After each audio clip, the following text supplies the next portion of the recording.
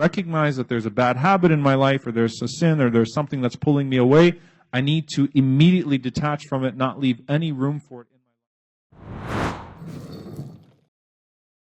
The first level of al-qasd that Ibn al-Qayyim rahimahullah mentions is that you get rid of the excuses and you remove the hindrances.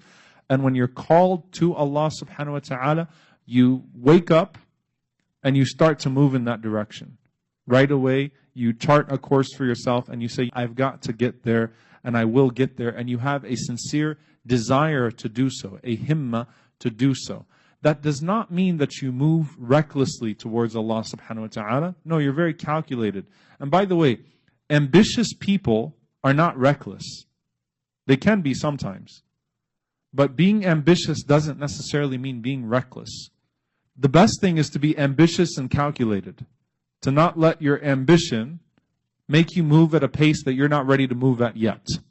Al-qasd is exactly that. Where you have that ambition that, you know what, this is where I want to get. But before I get here, I need to get here. So let me move at a pace that's healthy. I need to start moving. And this is my eventual course. And let me try to climb myself up to that level that I need to get at eventually. Ambition and being calculated in how you achieve that goal. This is an equation that's very important here. When you recognize sin in your life, you don't gradually detach from sin. You immediately detach from sin. But when it comes to a good deed that you need to do, you gradually develop good habits. You gradually develop good deeds. So the sense of urgency, first and foremost, is with abandoning the things that are holding you back from Allah subhanahu wa ta'ala.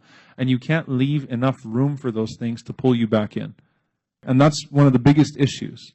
So you think about a toxic relationship. In a toxic relationship, you don't leave any room. You got to cut it off. So some people have a toxic relationship with shaitan. That's the idea. You leave room for him to pull you in by leaving the presence of shaitan in your heart, and particularly with particular sin or sinful habit you may be struggling with, for you to fall right back into it. So when you recognize that there's a bad habit in my life, or there's a sin, or there's something that's pulling me away, I need to immediately detach from it, not leave any room for it in my life whatsoever, and turn my back on that sin and cut off anything that I possibly can that could pull me into that sin. But when it comes to a good deed, I need to gradually chart that course on how to get close to Allah subhanahu wa ta'ala and gradually develop those good habits.